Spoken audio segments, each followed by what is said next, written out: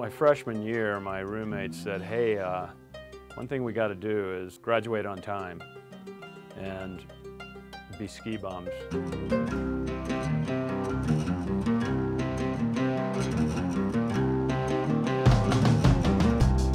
My first winter here, I got lucky. I got to work for the ski resort, and that sort of set up the whole following scenario.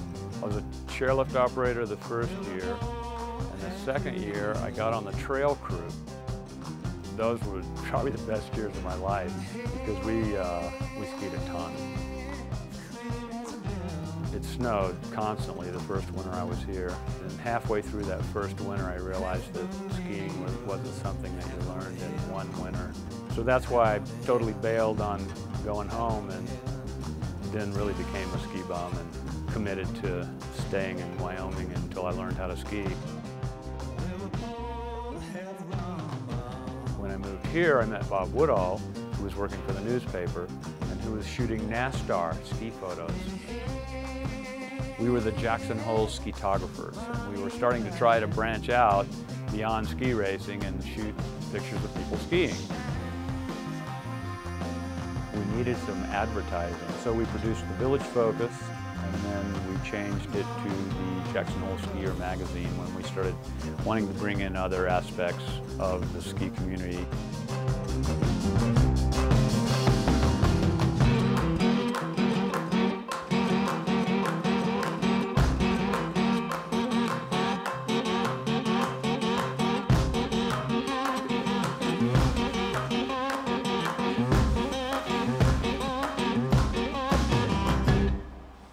The Jackson Hole Mountain Resort, that's the epicenter. That's the big draw.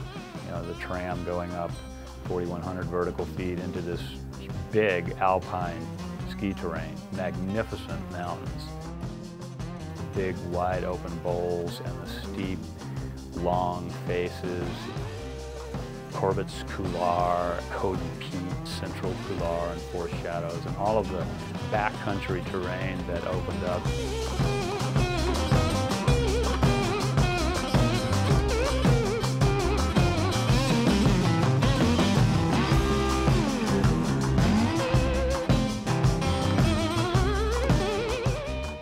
Prior to 1999, the gates were not open, and it was a cardinal offense to go out of bounds, and you could go to jail for it. The Jackson Hole Air Force, Benny Wilson, Howard Henderson, those were the two guys that really were the core energy of that group. It was about going skiing beyond the ropes and not talking about it, just doing it.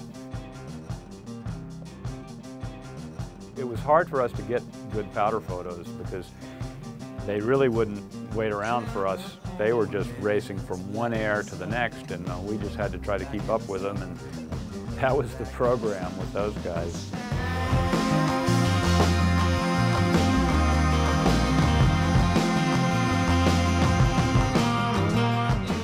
The thing that drives me to keep doing it after 40 years is producing something that is magic, that moves someone to see it and go, wow. And you don't always get magic. You may go for days without getting any magic. And then all of a sudden that day, wow, we killed it today. We got the magic. That's what keeps you going. I guess we're all looking for some recognition. It's like, wow, that's really nice. I think if I never heard that, I would probably not continue, because it is difficult to haul the gear and to keep your stoke up. I mean, really, wouldn't you rather be free skiing? 40 years later this September, I'm still here and I'm still doing it, and I'm still fired up about it.